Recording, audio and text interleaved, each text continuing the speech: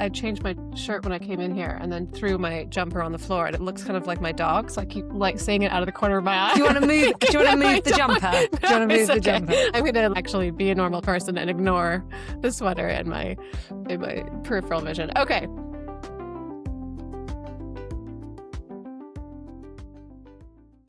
Welcome to Work is Weird Now. Today we have Alex Hirst and Lizzie Penny with us. They are change makers, speakers, and co-founders of Hoxby, a global purpose-led consultancy and community of independent professionals, and they are also co-authors of the Workstyle Revolution. So welcome, guys. Nice to see you. Thanks for having us. Great to see you too. Thanks for having us. So the question we have invited Alex and Lizzie here to talk to us about today is, have traditional hierarchies made us too dependent? So over to you guys. Let's launch straight into our core question and see what you've got to say. I think the answer to that is yes. We have more than 2 centuries of conditioning to the industrial age system of work. It was more than 200 years ago that Sir Robert Owen coined the phrase 8 hours labour, 8 hours recreation, 8 hours rest, which kind of was the starting point for the 9-to-5 day. And it was created at a time when people were working largely in factories, and the power dynamic that existed between the factory owner and the worker, which was very often a child, was actually a parent-child dynamic. It was a kind of do as I say, and it worked very well, proved to be very effective, and huge amounts of prosperity followed. But what it created is a very distinct power dynamic between employer and employee that persists today through traditional hierarchies, where people find themselves dependent on their line managers for direction, for decision making, and there is an innate dependence that exists as part of that very system, and it's very hard to move out of, but it is creating problems for people and organizations now that work looks very different in the digital age to how it looked 200 years ago.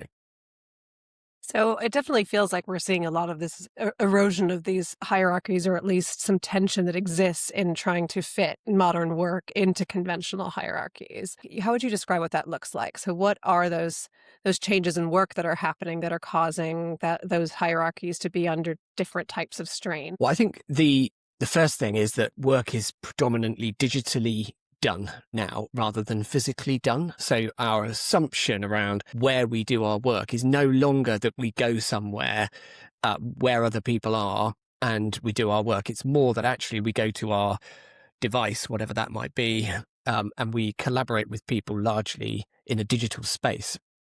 Another one would be that actually, as a result, our human-to-human relationships become more about being trust-based than presence-based. So rather than having to see each other to know that we're working, we kind of have to lead with trust as the sort of default assumption for human collaboration. I think probably then the third thing is around work being organized more towards outputs than inputs. So thinking about what we're delivering as workers alongside technology, more than how much time we're spending working or what our job title is, because things are evolving so quickly that I think we all went through that period where we were brought into a job, we signed up to the job description, and then very quickly found that the work we're doing resembled absolutely nothing like what was on paper, because things are just evolving so quickly. And I think that's the reality. And I think what we are encouraging people to do now is just observe those shifts and this new reality, because changes need to happen. Hanging on to the way it has always been done isn't supporting the kind of evolution that's necessary now. I think that I was just going to add that work is weird right now. And it's not just right now. That's like an ongoing state, that work is weird. And I think that, there was a kind of fixed way of doing things even just a decade ago. And now I think it feels like there's this perpetual change, and organizations don't really know how we are supposed to be working. And we're looking for this kind of new normal in this world of economic pressures, global uncertainty, AI, and changing technology. And I think what's missing, and the big thing that Alex and I always advocate for, is intentional work design, is almost understanding that there is a solution out there. I think everyone feels a bit like, oh, this is out of control, and I'm not sure how we can design work to fit with the digital age that we already live in, with so much change going on. But actually, I think for us, what's really important is that work needs to be an evolving, dynamic design now, something that can accommodate change rather than being a single transformation project followed a few years later by another transformation project. So I think there's an entire mindset shift to understand how to structure work so that it can work right now for everyone. Mm. Yeah, I mean, it's the last couple of weeks I've put together capability statements for 2 different organizations, and in both of them on page 3, you have your operating structure as has always been, and as far as they're concerned, will always be. But it did strike me, actually, are we still in this place where this org chart really does this reflect kind of where things are going? And actually, what do you imagine being on page 3, if not that kind of hierarchical boxes with the arrows leading down in the future? I think that's a really good question. And I think that what's interesting is on page 3, not page 1. Let's assume Mm, there's a title page. It should be on page 2 at the latest, because I think for us, intentional work design is a source of competitive advantage in a way that it never was before. And so really, this is not just a CPO conversation. This is a CEO conversation, this isn't about policies. This is about how are we going to structure work in order to make sure that we are at the cutting edge and the very best. In terms of what we expect to be on page 3, for us, we talk about freedom within a framework. So creating almost a bespoke framework for any organization that is the best fit for their specific organizational needs, desired culture, and particularly for their commercial objectives. And then secondly, training employees within the skills they need to be empowered to operate at their personally productive best with autonomy within that framework. And if you can create that framework and upskill your workforce to operate within it, what you're creating is something dynamic. And so it's mm, less about who reports into who and more about who is accountable for what output, and mm, how do we make sure that everyone is trained in the skills they need in order to not just deliver against it, but make brave decisions and tough calls in order that they can thrive and the organization as a whole can perform better. mm, I was just thinking back to the past 2 in-house roles. In both interviews, both with board level people, one was the CEO, and it's like, we're a really flat structure here. We see leadership and people as equal, right? We're all as one. But the frustrations that brought, because nobody could see like where was their succession plan, what was the next step for them. They really missed those layers of what they were working towards, and maybe that was because it wasn't being worked through properly. On the flip side, but in the other where variation where it's really clearly structured, but almost is it too linear, too obvious? Not sure. And it's what is the right element in between the two. Kind of like Alex said at the start, to have this industrial age mindset, this almost which of these structures do you operate in? And for us, even flexible working, hybrid working, the 4-day work week is essentially tweaking those systems at the edges rather than redesigning work fundamentally for the digital age. But I do think that, to your point about ambiguity, I think there is a tension there that requires an organization to have a clear framework, but also really strong leadership still, and leadership across all levels of the organization, in order that people don't feel abandoned. I think that within autonomy there is this dark side where boundaries aren't put in place, for instance.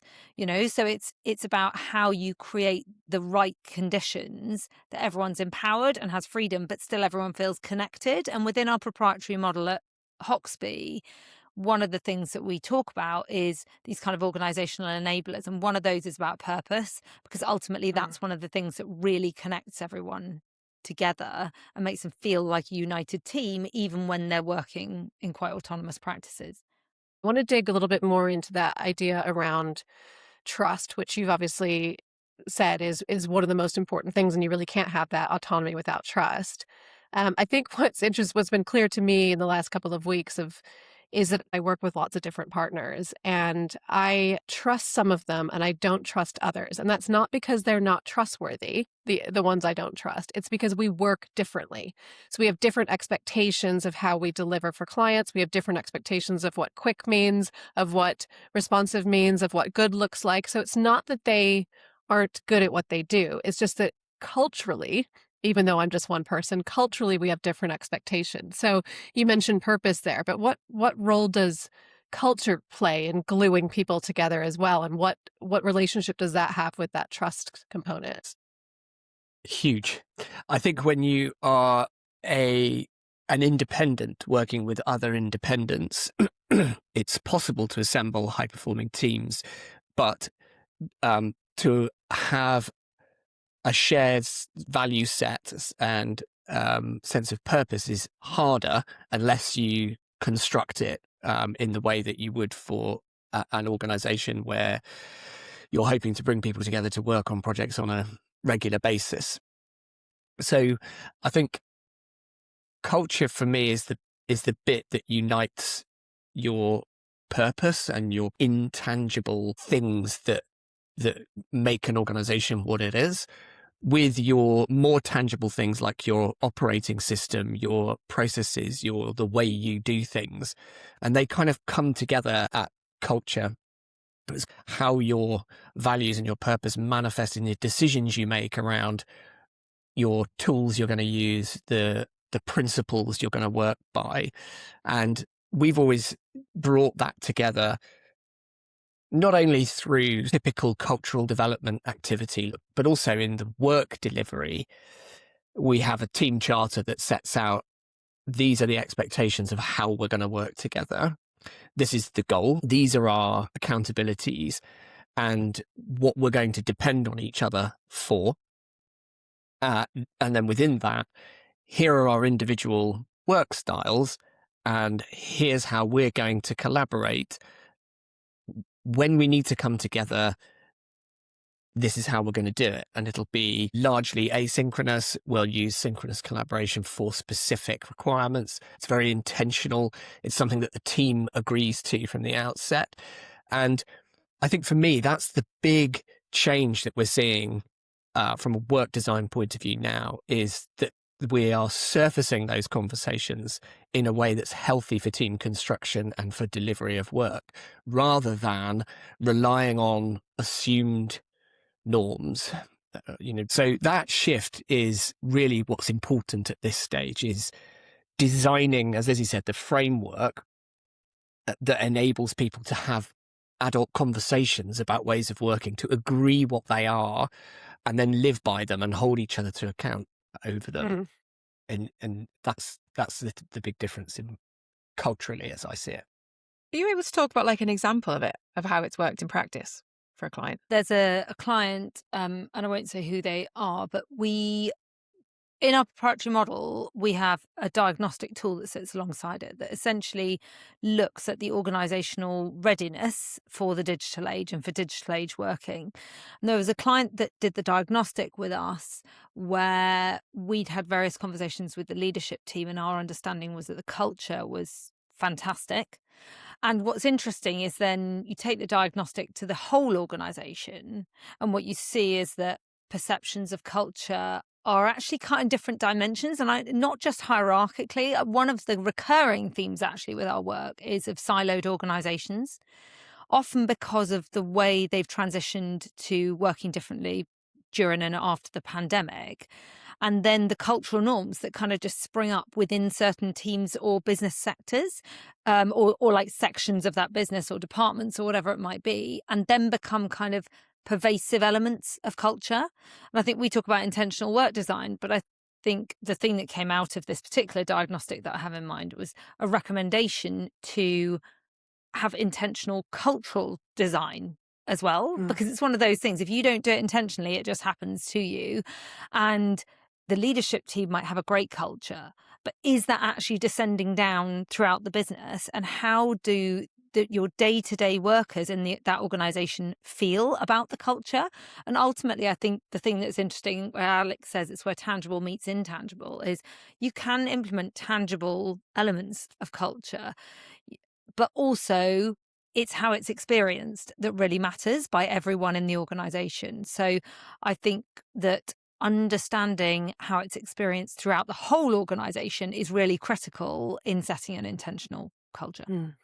It almost sounds like we're transitioning away from, when we talk about hierarchies and job descriptions, that's very much around defining the individual and how they sit within an organization. But actually what you're describing here is more about how we define the collective within an organization, right? So rather than spending our time drawing org charts and writing really, really detailed job descriptions, we're actually spending our time writing team charters and shared expectations and very specific kind of clusters of work that will be completed by the team. And then work styles, to your point, that's when it hits the individual, is actually how and when do you want to work? How is it going to best serve you to be a part of this team? And how are you going to be able to show up at your best? Which, is actually starts to suggest you don't have to give up everything around certainty. All the kind of rules and regulations and processes and structures don't have to disappear. They just need to be channeled in a different direction. Is that a good description? I think that is absolutely right, Alice. And I would say that Alex and I are a really good example of that. Alex and I basically job share. We're joint CEOs of Hoxby. We're joint CEOs of the Workstyle Revolution. We co-authored a book together, and everything we've done. And I should say that also during that time, we've both moved house more than once. Between us, we've had 5 children. I've been through cancer. Alex has been through burnout. There's a whole lot of stuff has gone on. But the one thing that's felt consistent is that our work has felt within our control. And I think the thing that's worked brilliantly in our partnership is that not only do we know what the other one's going to output, but sometimes we don't even discuss the specific outputs. We know each other's strengths and we know what gives each of us energy. We spend a lot of time talking about what we get energy from, so much so that we become almost an extension of each other. We just know where the other one will pick something up or where the other one will. And I think that there's something that feels very dynamic, going back to this, what is the future of work? How should we all be working? And I think the other thing from a work style perspective is we also know about what's going on in each other's lives, such that Alex just needs to send me a text if something's happened and I can seamlessly pick stuff up. And I think that those sorts of skills and that intimate level of knowledge of your team members, both in terms of their strengths, their sources of energy, the stuff they enjoy, but also their personal life circumstances and what is going on with them at the moment. All of those are things that I think typically on your org chart on page 3, you might not think are worth anything to the business. But actually, setting those up properly can make an enormous difference to how well a business functions with its workforce. Where did the idea of Hoxby come from? Like, what's your why? How is it all born? So I'll go first, and then Alex can tell his story. But it was born in the pub, Dan. So as all ideas are, as all all good ideas. in the UK, ideas are. brilliant. So on the corner of Shepherd's Bush Green, there was a pub that was serving 2-for-1 cocktails, and it all started there, really. So Alex and I kind of had a meeting of minds. We were coming from different circumstances at that particular point. I just had my first child, Finn, who's now 12. And we were essentially lamenting the way the world was working. I didn't want to be in the office during Finn's every waking hour. I wanted to work during nap times or in the evening rather than in an office at a time that traditional work told me I had to be. And so in that conversation in the pub, we came up with this word workstyle. We invented the word because we felt if everyone's got the right to choose their lifestyle, then they should be able to choose their work style. And that particularly came from the kind of negative connotations around like flex pest, shirking from home, part-timer, etc. So we came up with the word work style. But for me, my journey really only began there because I then had some serious complications in my second pregnancy with my twin daughters. And that meant I had to have surgery at 23 weeks pregnant, followed by bed rest for 9 weeks. And being able to work during those kind of really long, anxiety-ridden days at home on my own was an incredible form of escapism and amazing for my mental health, with only a select few people knowing about my circumstances. And both my daughters survived against the odds, I'm delighted to say. But again, when we brought them home from hospital and couldn't fit the pram through the front door of our London flat, we moved across the country to Bristol, which I could do with no disruption to my career. And then fast forward to 2020, and while the rest of the world was being turned on its head, I was diagnosed with breast cancer. So that really turned my world upside down, and being able to work through chemo helped pass the time, but it also helped cancer thoughts not completely take over my head and the cancer diagnosis not to define me. So I think that really enlightened me as to the role of work as a sense of identity again. And then almost unbelievably since then, my husband's been diagnosed with cancer. So now I fit my work around managing the side effects of my medication, supporting him through his treatment, looking after 3 extremely energetic children. And I think what's gone from an idea in the pub has become kind of a crusade for me, because there are so many reasons why I shouldn't still be in work, but being able to work in a work style way has meant that I can be. So, and I'll let Alex tell his story, which is a bit different. Thank you so much for sharing that with us, honestly. Wow.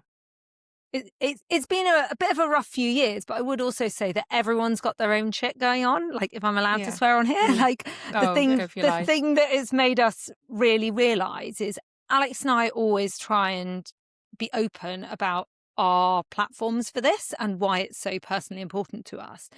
And what's amazing is what people share in return, and it really makes us realise that actually everyone's got a lot going on, and work needs to fit around that so that people can be at their most productive, but also so they can keep working through things that actually might derail their lives. So, yeah, Alex. Yeah.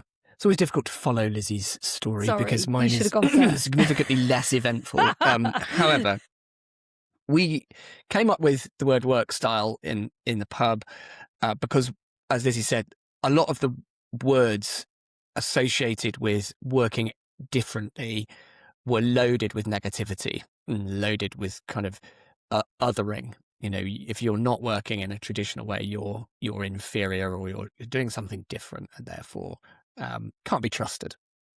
So we wanted to kind of bring neutrality to the language now, where you could talk openly about your work style and that be something that's unique to you, and that's okay. My reason for wanting that was, Lizzie's talked about it briefly, but I reached burnout.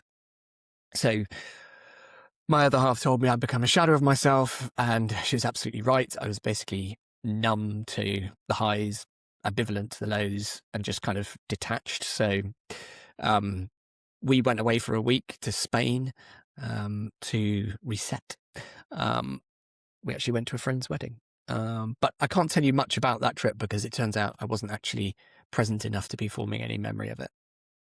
It was only when we got back from that trip and it became clear that time away hadn't made any difference, that this was a mental health challenge that needed a psychological solution, not simply a physical time away or rest solution. What I needed was a new way of thinking about work, a new psychological relationship with work.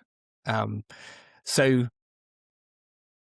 the thing that I needed to change was that really I'd been placing my value at work on how much time I spent doing it. So if I woke up at 5:30, left the house at 6:30, got to the office for 7:30 and got home 12 hours later, that would leave me enough time to have something to eat and then go to bed. And I couldn't physically give any more of myself than that. And therefore, that's enough. I'm giving as much as I can physically to my work, and I can't ask any more of myself than that.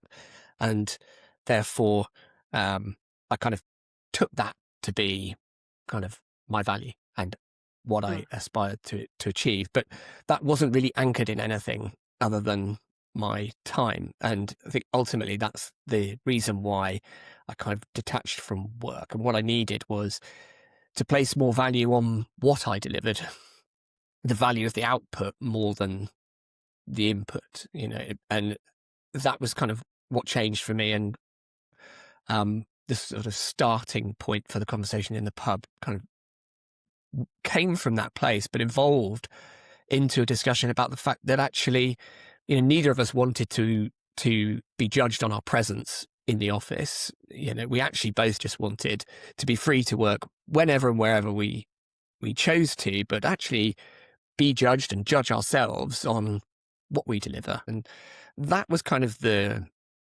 origination, really, of Hoxby, which was, okay, we think we should be free to make work style choices. Yeah, let's go and do that. But actually, no one's going to employ us on a work style contract. So we need to start a company whereby everybody can have their own work style. And in doing that, we will prove that actually organizational design ideals of the past can be replaced with something that's more human, that enables people to have the autonomy to decide when and where they work for themselves, and that actually that's also going to be better for business performance now that we're in the digital age and not the industrial age anymore. So Hoxby became the kind of prototype vehicle for that, and everybody at Hoxby has their own work style, and we talk openly about our work styles with one another. And as Lizzie says, that encourages a whole new level of conversation between people that deepens bonds. So I came to know Hoxby and to know you guys during COVID. Like a lot of other people who were freelancing like I was and had been for a decade at that point, my work fell off a cliff as soon as first lockdown was announced. And I remember coming to Hoxby, which was a real lifeline for me during that period, and actually being genuinely astounded by what felt like a truly pioneering approach to work. There weren't a whole lot of others doing it, at least not at the scale that you guys were, where you were genuinely challenging a kind of conventional hierarchy and putting in place something that was built on a foundation of all the things we've just been talking about, trust, autonomy. But I would imagine that by virtue of being pioneering, you must have learned a lot of the hard lessons that now you can pass on to future people who want to set up their organizations in this way. What were those really big messages or lessons to come through that taught you about the limitations of this approach, or how it needs to be different from what you expected?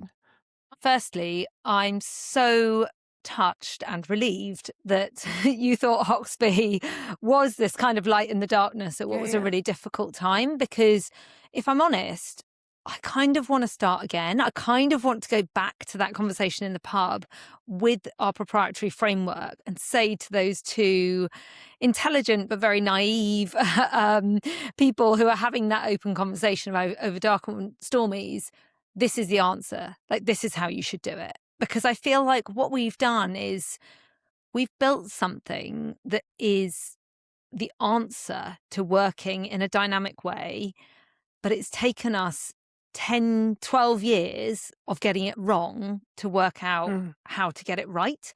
And I think that is painful, that going through that. There were times where I felt like all we did was get things wrong. But I now am more philosophical that was in pursuit of being able to create a framework for everyone else to get it right. We made those mistakes so that they don't need to, because now we've codified it into a proprietary tool that means that when people say things are out of control, there is no answer for how we should all work in this world that we're living in, we can say, yeah, there is an answer and we have it because it's freedom within a framework. And here's a proprietary model of all the constituent parts you need to do that.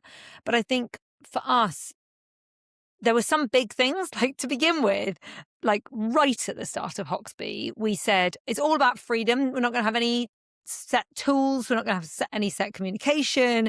Everyone can just do whatever they want, do it their way. That was just anarchy. That was a complete disaster. I think that lasted about 2 weeks, didn't it, Alex? Yeah. But then we basically realised very early on, you need a framework, because you need to be able to say, this is how we communicate. We only use Slack. We never use email. We only use Google Suite, et cetera, et cetera. So I think that was one of the first big lessons. The second lesson was, in the absence of us having big budgets to train people, and ours is a freelance model, so people come in, work on a project, go quiet for a while, and then we bring them back in when there's a relevant project. Actually, you need to make sure that those people have the right skill set. They need to be really communicative. They need to believe in the vision. They need to be very good at self-understanding, setting their own boundaries, knowing what they can and can't do. And I think that took us a while to work out as well. What is the profile of person who perfectly fits in this model? And that obviously wouldn't apply to every organisation, because I think lots of organisations can train their existing workforce. So I think those were two of the early learnings. I think the third one was us living our best Workstyle lives, because I think that we used to think, well, we need to work all the time. This is way back at the beginning. We need to work all the time so that everyone else can respect their work styles. And someone once said to us, your green dot is on Slack all the time. And if you guys aren't role modeling Workstyle working and having clear boundaries and switching off, no one else is going to. So I think all of these things kind of came organically through making mistakes, but ultimately they've led us to a good place. It's just been a journey. I think I would add that so we've learnt from building a freelance model the principles that any organization can deploy now. So you don't have to be operating a freelance community in the way that Hoxby was constructed to benefit from the wisdom of 12 years of failure. Right. I mean, learning. So what we've developed is actually a model that's got some principles to it, as Lizzie talked about, the principles that are based on being more digital first rather than physical first, about being trust-based rather than presence-based, being output-led rather than input-led. These themes fall into the framework. But what we found is even when you create all of that, people still say, so what do you want my work style to be? And are still sort of dependent on the employer to give the answer because to go back to what we were talking about right at the start, that's what everyone's conditioned to understand, that there is a power dynamic that is employer tells, employee does. And so when we would say to people, well, it's up to you to decide your own work style, they would feel almost overwhelmed by the choice that then presents, which is, okay, well, how on earth do I go about doing that? So we've then developed a way to support people with that. But fundamentally, there's a whole new set of actual skills that come with working with more independence. And this is what's really interesting right now. And Lizzie said, there's a profile of person that's really suitable for this, which is right. But there's also a need to develop skills to do it well. So when you give someone a whole load of autonomy, for that to work, they have to also take on a new level of responsibility that means they can be trusted. So we've put that into a framework, which is about being able to hold in tension at all times your responsibility to yourself with your dependability to others. So as someone who exists in a team, and it doesn't matter what organization you're working in right now, you have these two obligations that you're holding in tension all the time. So on the one hand, you want to look after yourself and your well-being and your health, develop your skills, manage your time, hone your confidence, be self-motivated, get a sense of what your purpose is and your place within the world of work and your organization. All these things that you're working on all the time.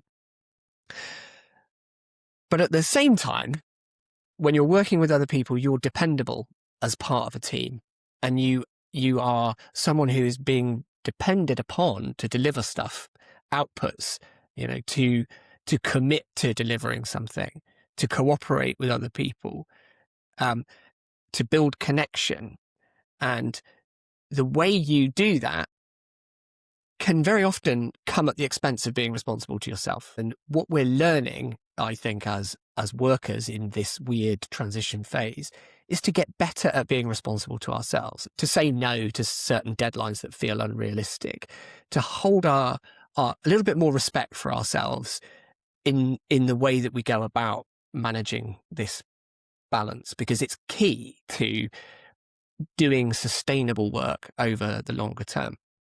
So there's this whole, for me, area of development for people. And that is what helps them move out of this dependent state to take on more control for themselves, be more interdependent as teams, and create a more adult-to-adult work environment and culture wherever they are. Where those skills aren't developed is where you have this very uncomfortable teenage angst phase in between parent-child, where the hierarchy still exists, but there's a degree of autonomy that's being provided without the responsibility that goes with it, and confusion reigns. And I think that's where we are in a lot of cases right now, is lots of people have been given more freedom, but not necessarily more control, more decision-making responsibility, or the things that go with autonomy to make it really succeed. We're also unpicking bad habits, right? I still unpick presenteeism because, like, coming up through the ranks, I'm a classic millennial. It's like you get in early, the late night emails, like all of that. It's just work, carrying on. And I did it yesterday. I said yes to a meeting that I couldn't do. I'll just dial in. I'll stay on mute. I was actually in London going to another meeting. Couldn't dial into the call. Then had to re-download this app. You can imagine the franticness of it all. And really, I should have just said no. I can't do that, because the meeting time had changed and I couldn't do it. But it's unpicking all of those bad habits of people-pleasing moments. Absolutely. Exactly. And I think the unlearning is as hard as the learning afresh, Massively. because it's so built in. So I don't work on Wednesdays. And still on Wednesday, I'm like, not working. Yeah. I invented the word Workstyle. It's everything I believe in. I campaign for it. And still, when I'm doing the laundry, I'm like, gosh, this is a bit naughty. But the thing that I do... physical reaction, isn't it? It Like, is.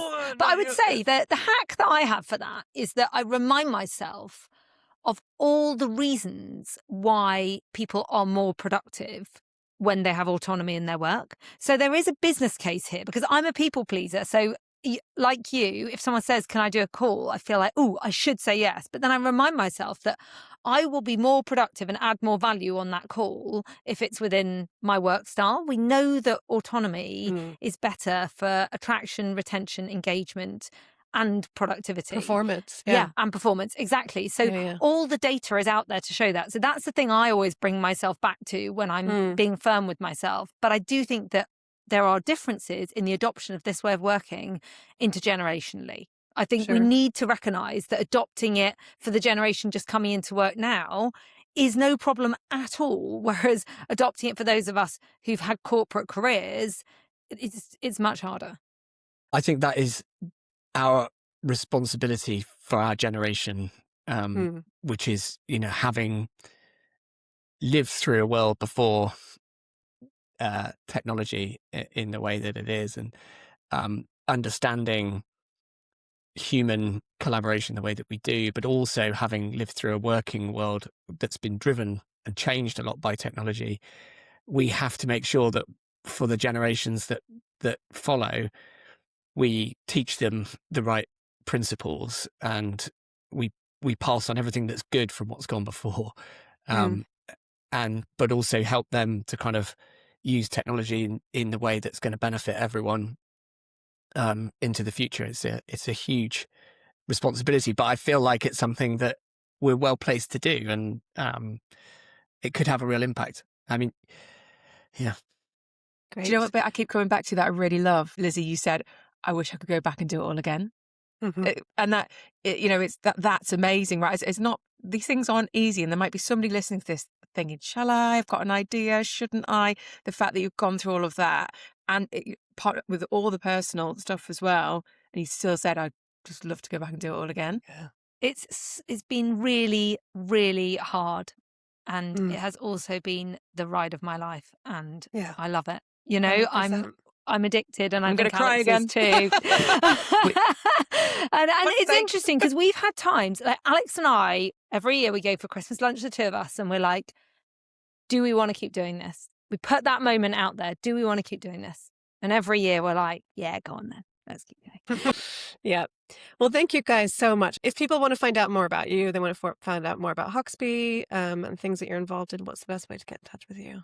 I would say connect with us on LinkedIn, Lizzie, Penny and Alex Mhm. Hirst, and also go to hoxby.com or workstyle.org.uk. We would particularly love people to get involved in the Workstyle Monitor, which is a groundbreaking piece of research we're launching through our not-for-profit in collaboration with King's College London. So if any organisational leaders are interested in their organisation taking part, it's free and we would love them to be a part of it.